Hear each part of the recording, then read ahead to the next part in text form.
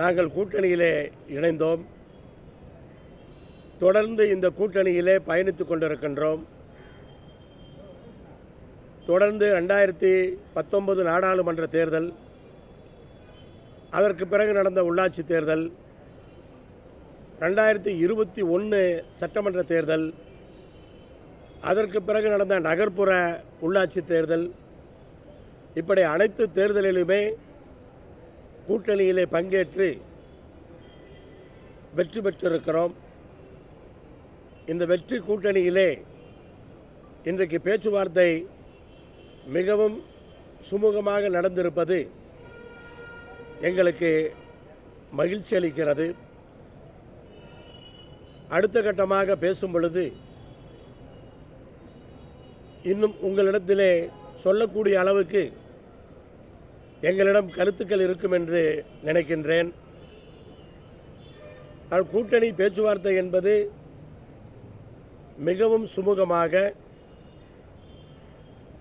கூட்டணி பேச்சுவார்த்தை முடிவாகின்ற அந்த நிலையை நோக்கி பயணித்துக் கொண்டிருக்கிறது. அடுத்த கட்டமாக சந்திக்கும் பொழுது இன்னும் விரிவாக உங்களிடத்திலே எங்களால் சொல்ல முடியும்.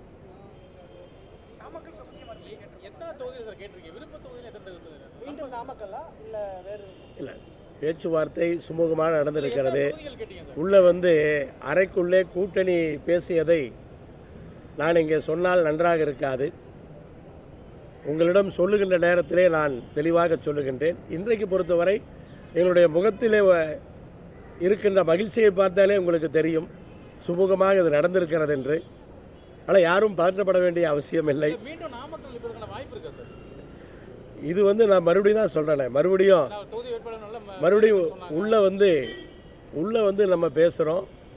ஒரு கூட்டணி பேசும் பொழுது இது டிரான்ஸ்பரண்டாக தான் பேசுகிறோம். அதுக்காக எல்லாத்தையுமே டிரான்ஸ்பரண்டாக பேசிட்டோம்னா அப்புறம் உள்ளே போய் என்ன பேசுகிறதுன்னு தெரியாது. நான் எதாவது பேசியிருப்பேன், நீங்கள் கேட்குற கேள்விக்கு நான் பதில் சொல்லி அந்த பேச்சுவார்த்தைகளில் இதுதான் இவன் ஆசை போல இருக்குது அப்படிங்கிற மாதிரி முடிவாயிடக்கூடாது. அதனால் அந்த விஷயத்தில் மன்னிக்க வேண்டும். ஆனால் இன்றைக்கு மிக அருமையாக முடிந்திருக்கிறது. ஒரு வெற்றி கூட்டணியாக அனைத்து தமிழகத்திலே 39 தொகுதி, பாண்டிச்சேரியிலே ஒரு தொகுதி, 40 தொகுதிகளிலும் எங்களுடைய கூட்டணி வெற்றி பெறும். அதைத்தான் கருத்து கணிப்பு முடிவுகளும் இன்றைக்கு சொல்லியிருக்கிறது. இன்றைக்கு சட்டசபையிலே ஆளுநர் அவர்கள் ஒரு மரபை மீறிய செயலாக ஆரம்பத்திலே பேசும்போது சொன்னார், தேசிய கீதத்திற்கு மிகப்பெரிய மரியாதையை கொடுக்க வேண்டும் என்று. ஆனால் கடைசியிலே தேசிய கீதம் வாசிப்பதற்கு முன்பாகவே எழுந்து சென்றார். அப்போ அவருக்கு அந்த தேசிய கீதத்தின் மீது என்ன மரியாதை இருக்கிறது என்பதை நாம் புரிந்து கொள்ள முடிகிறது. சிறப்பாக செயல்பட்டு கொண்டிருக்கிற தமிழக அரசினுடைய அந்த செயல்பாடுகளை பேசுவதற்கு அவர் தயங்குகிறார். சிறப்பாக செயல்படுவதை தடுக்கின்ற விதமாக மீண்டும் இந்த ஆண்டும் சட்டசபையிலே தன்னுடைய கடமையை செய்யாமல் இடையிலே விட்டு சென்றிருக்கிறார் என்பது வேதனை அளிக்கக்கூடிய ஒரு செய்தி. எது எப்படி இருந்தாலும், என்ன தடங்கல்கள் இருந்தாலும், தமிழ்நாடு முதலமைச்சர் தலைமையிலே தமிழக அரசு மிகச்சிறப்பாக செயல்பட்டு மக்களுடைய நம்பிக்கையை பெற்றிருக்கிறது. அதற்கான முடிவுகளைத்தான், மக்களுடைய அந்த எண்ணங்களைத்தான் கருத்து கணிப்பு முடிவுகள் இன்றைக்கு தெரிவித்திருக்கின்றன. தமிழ்நாடு அரசினுடைய செயல்பாடுகள் சிறப்பாக இருக்கிறது என்பதற்காகத்தான் அனைத்து தொகுதிகளிலும் எங்கள் கூட்டணி வெற்றி பெறும் என்ற கருத்து கணிப்பு வெளியாகி இருக்கிறது.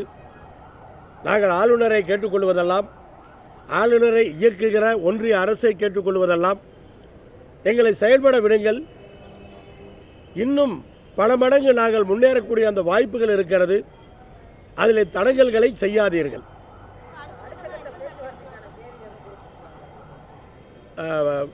திராவிட முன்னேற்ற கழகத்தின் சார்பிலே அமைக்கப்பட்டிருக்கின்ற தொகுதி பங்கீட்டு குழு அதற்கான தேதியை குறிப்பிட்டு சொல்லுவார்கள். முதலமைச்சரிடத்தில் பேசிவிட்டு அந்த தேதியை குறிப்பிட்டு சொல்லுவார்கள். அப்போது நாங்கள் மீண்டும் இங்கே வர இருக்கின்றோம். சீக்கிரம் இருந்து தான் ஆகணும். ஆனால் பாராளுமன்ற தேர்தல் எப்போ வேண்டுமானாலும் அறிவிக்கப்படலாம். அப்படிப்பட்ட ஒரு சூழலிலே ரொம்ப காலம் கடத்துவதற்கான வாய்ப்புகள் கிடையாது. எங்களுக்கு அந்த பிரச்சனைகளும் கிடையாது. ஆனால் வெகு சீக்கிரம் இது முடிவாகப்பதற்கான நாங்கள் மட்டுமல்ல அனைத்து கூட்டணி கட்சிகளுமே வெகு விரைவாக முடிப்பதற்கு தான் இந்த நேரத்தில் வாய்ப்பு இருக்கிறது. அதனால் தாமதம் ஆவதற்கான எந்த வாய்ப்பும் கிடையாது.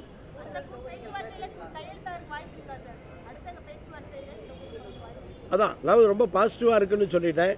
இது வந்து கூட்டணி உண்டா இல்லையாங்கிறதெல்லாம் இப்போ கிடையாது. அது மாதிரி பேச்சை நீங்களும் யாரும் கேள்வி கேட்கறதில்ல, யாரும் அதுக்கான இதெல்லாம் கிடையாது. இப்போ தொகுதிகள் என்ன ஏது அப்படிங்கிறதான் உங்களுடைய சந்தேகமாகவும் இருக்குது. ஆனால் வந்து எல்லாம் பாசிட்டிவாக போயிட்டுருக்கு. வெகு விரைவிலே முடிக்கும். கொடுத்தோன்னு சொல்லிடுறேன்.